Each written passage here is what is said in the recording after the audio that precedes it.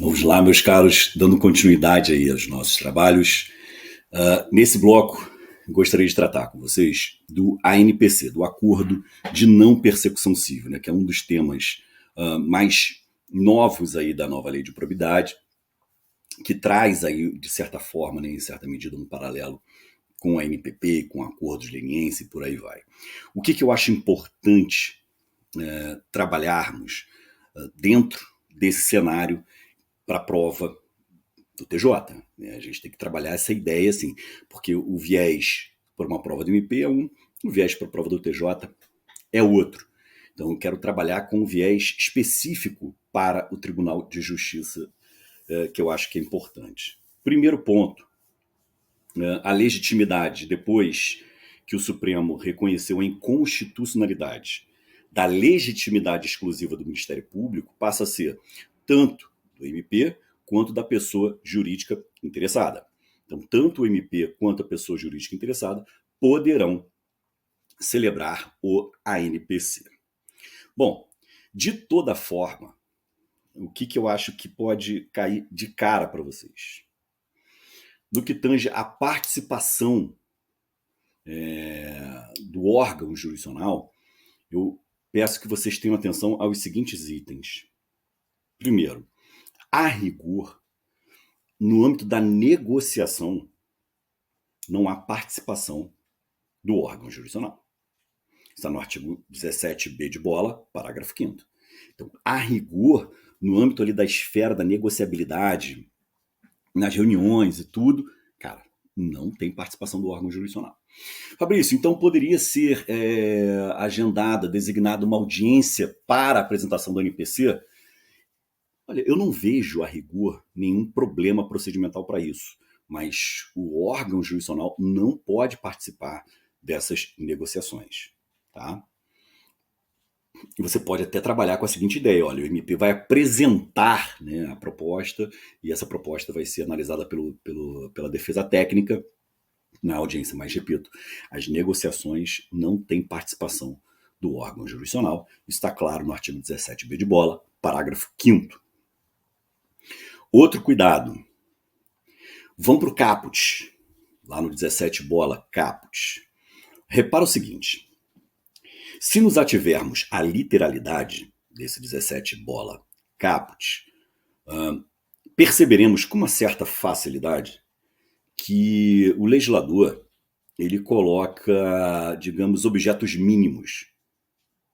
Objetos mínimos. Reparem que fala assim ao final: desde que ao menos surjam os seguintes resultados.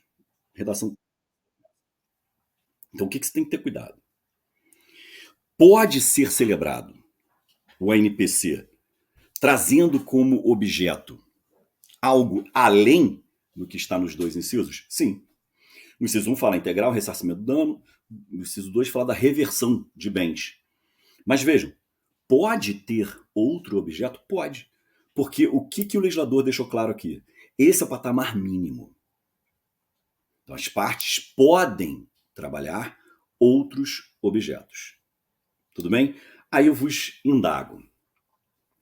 Pode o ANPC ter um viés premial? Pode o ANPC ter um viés premial? Ou seja, pode o Ministério Público ou a pessoa jurídica interessada, esses legitimados, eles podem, por exemplo, trabalhar com a ideia de colaboração premiada? O STJ tem uma decisão lá de 2022 que ele diz assim, que o acordo de colaboração premiada celebrado na seara penal não gera efeitos imediatos na seara da improbidade administrativa. Mas perceba, o STJ não vedou a colaboração premiada na seara da improbidade. Disse que o acordo celebrado, né, o acordo de colaboração celebrado na seara não gera efeitos imediatos na seara da improbidade, mas não vedou. O Supremo Tribunal Federal, agora em 2023, reconheceu a possibilidade da colaboração na seara da improbidade administrativa. E eu posso usar, por exemplo, o parágrafo 6º desse artigo 17 bola. Eu posso usar o parágrafo 6º. Porque o parágrafo 6º traz lá os mecanismos de compliance. Traz aí os mecanismos de compliance. Então eu posso usar isso aí como fonte subsidiária. Outra questão importante que vocês têm que ter cuidado. Existe um limite temporal para a proposta e, claro, a celebração do NPC? Existe aí alguma, alguma limitação procedimental, alguma limitação temporal? Cara, proponho a vocês uma análise cuidadosa do artigo 17b, parágrafo 4º. Você vai perceber o seguinte, que o ANPC ele pode ser celebrado tanto na esfera pré-processual, ou seja, no bojo de um inquérito civil ou de um procedimento administrativo. Então, ele pode ser celebrado no bojo do procedimento investigatório, como também pode ser celebrado no curso da ação de improbidade. E o legislador ainda fala no momento da execução da sentença condenatória. Ou seja, se ele fala no momento da execução da sentença condenatória, pressupõe que já houve o trânsito em julgado. E aí o STJ, em 2022, salvo engano, proferiu uma decisão interessante. O STJ disse o seguinte, que não há qualquer óbice para que o ANPC seja celebrado no bojo de um recurso. Então veja, já foi proferida a sentença. É possível a celebração do NPC? Ou isso gera algum tipo de, digamos, violação lá com base na teoria dos atos próprios que a gente estuda lá no direito civil? Para o STJ não gera problema nenhum. Você pode, inclusive, né, se tiver pendente o seu recurso, você ainda pode propor a celebração do NPC. Aí aqui é claro que tem um certo debate na doutrina, não sei se seria objeto aí de questionamento, mas há aí uma certa discussão na doutrina se a iniciativa pode partir do MP ou se a iniciativa deveria partir do investigado ou do réu. Olha, eu honestamente não vejo como extrair da redação do artigo 17b e seus parágrafos, acho que até o parágrafo 7º, não vejo nenhuma regra na qual eu possa extrair a exclusividade de iniciativa. Eu não vejo. Se vocês identificarem, ótimo, mas eu não vejo isso. Então, para mim, é indiferente se a proposta vai partir do MP ou se a proposta vai partir do investigado. O que eu quero que vocês tenham em mente é, independentemente da proposta ter partido do MP ou ter partido do investigado, a questão que pode surgir na prova de vocês é a seguinte: o investigado possui direito subjetivo à celebração do NPC?